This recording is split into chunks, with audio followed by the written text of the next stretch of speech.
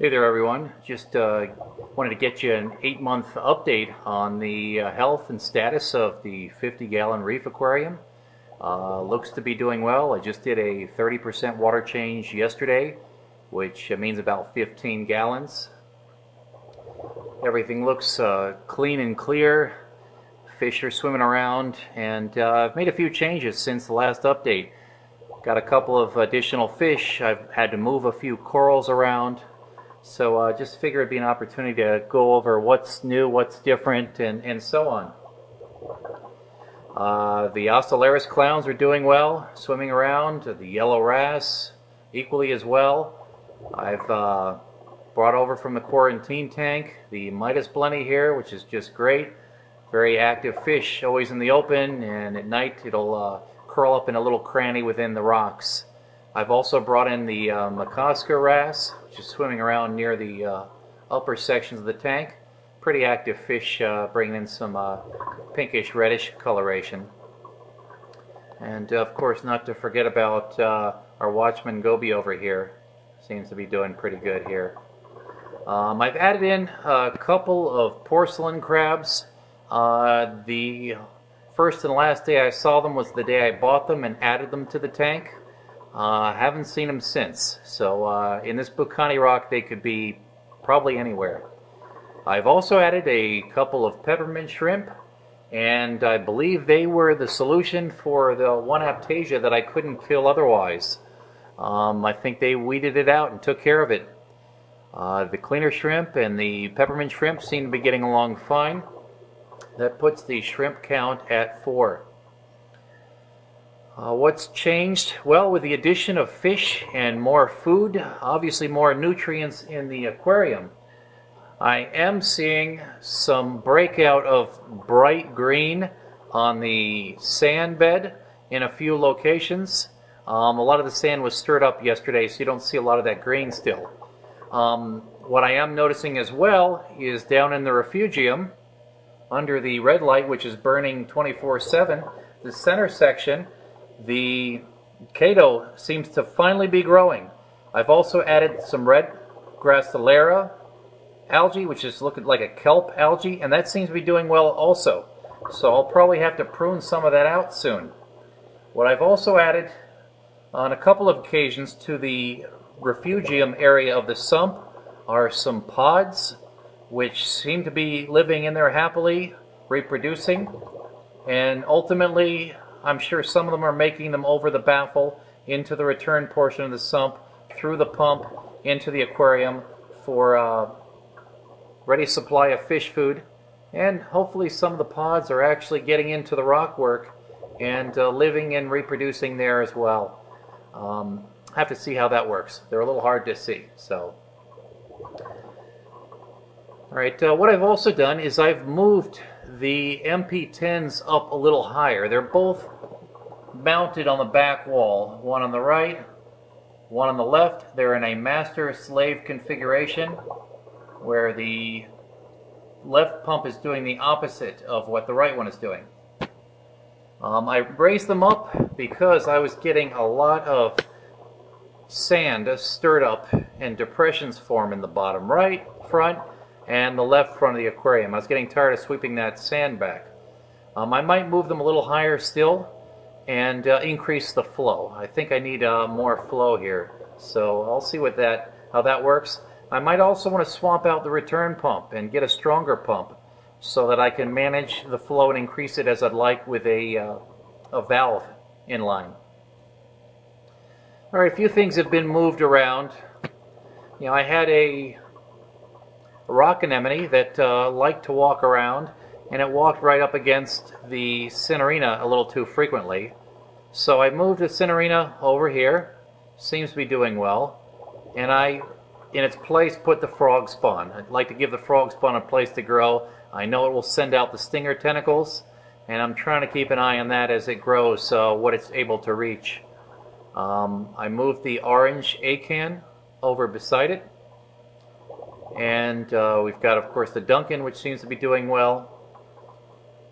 So, and I've also added a Kenya tree over here. I liked how the toadstool leather was doing. I figured I'd add a little bit more movement with a Kenya tree. Seems to be doing okay here. So what I'll do is give a little bit of a close-up of some of these items. Alright, let's come around the right. Alright, the toadstool leathers, you know, they're really moving and they're stretching and then they're reattaching to the rock. So they're kind of walking their way up this right side of the aquarium. I want to see where they end up heading. Keep an eye and manage that. I've added this Monty cap here. Might be a little bit in the shade, but I do like how they grow and scroll and reach towards the light. See how that does.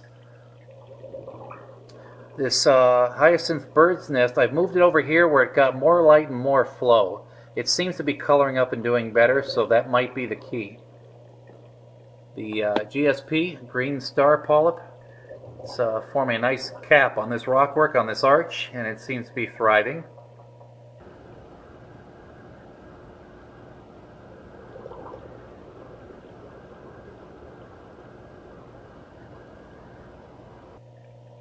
And I've added this, green, bright green electric mushroom rock also there, to fill in some of the bare space on this side of the tank.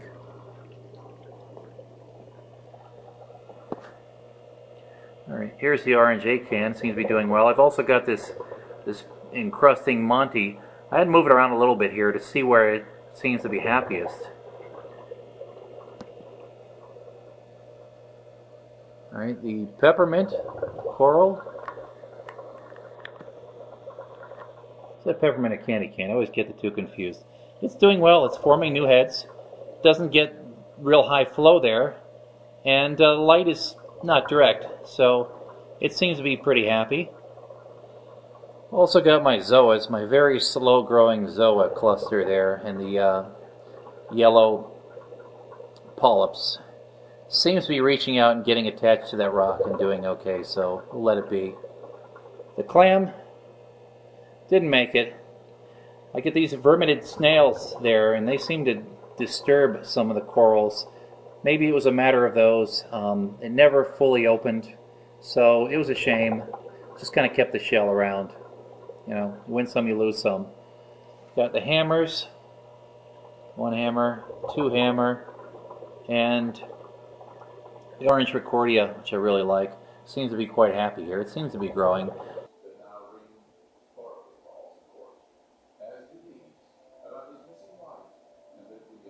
I added a blue Recordia, and it actually positioned itself between the hammer and the green mushroom over here. And unfortunately, the little spot in the middle was also where the Midas blenny likes to take up residence at night. So I'm afraid that Recordia kind of slank back down in that hole, never to be seen again. Maybe it'll pop up somewhere else. The Hydnophora is doing well. Don't want to get it too close to the acro, which I moved up higher, closer to the light, because it didn't seem like it was too happy entirely. I'll continue to see how that goes, and maybe I need to start dosing. The tank is not under any kind of a dosing regimen, but I do have the calc. I've got the magnesium and the calcium carbonate. This little encrusting Montipora, I like how that's growing. Hopefully it'll start to expand, send out little fingers and cover the rock. Seems to be doing well. I see polyp extension there, so I'm happy with that. Come around here. Let's see if I can get it. The bird's nest I've had to move down. It seemed like it wasn't happy, and I've read about the Ponape bird's nest preferring less light. So I'm going to give it time to see how it does here, having moved it out of its earlier spot. And I've got this interesting red Montipora piece. Hopefully that will grow and cover the rock, and maybe I'll decide to move it. Never know.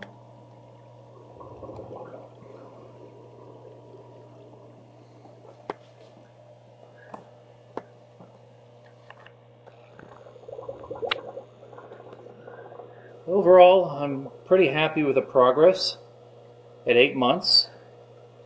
I'm not dosing. Water changes once a month. We're about 30% or 15 gallons worth of water change. And I'm going to start to investigate lighting intensity, lighting wavelengths, as well as dosing.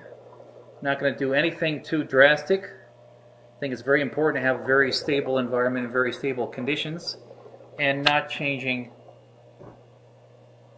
too many variables ever at one time. Otherwise you'll never know what you're getting the results from, either positive or negative.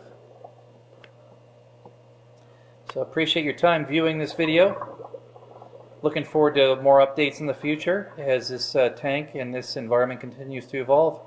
Thanks very much, and be well.